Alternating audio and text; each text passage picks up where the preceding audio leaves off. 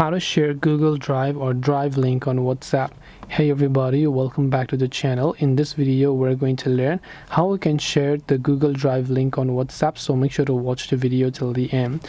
If you have a certain file on your Google Drive app or the website or wherever else, and then you want to share that link on WhatsApp, well, it's very simple.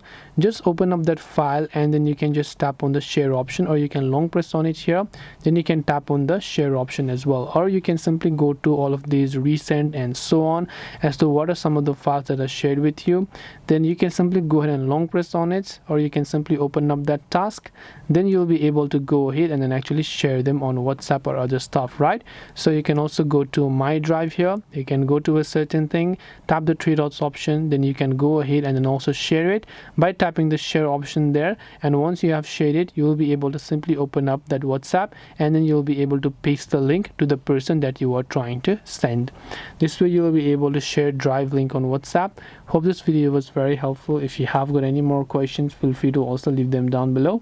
Thank you for watching till the very end, and see you soon in the next video.